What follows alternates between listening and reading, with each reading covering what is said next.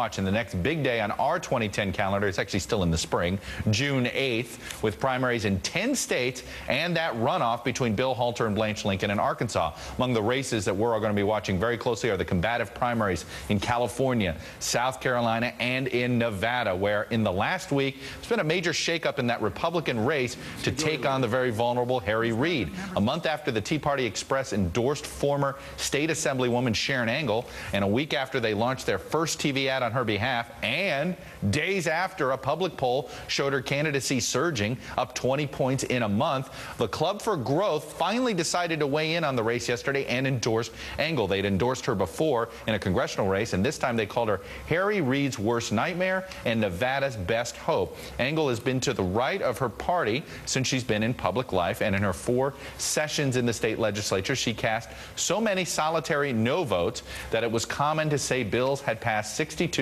to Angle. She sponsored 70 bills, 7 passed. She wants to phase out Medicare and Social Security. But she's almost even with Sue Loudon, originally favored by national Republicans, and ahead of Danny Tarkanian. Why? Well, the chicken, for one. In a debate airing on John Ralston's Face to Face the last 2 nights, Loudon still can't drop it. Take a listen.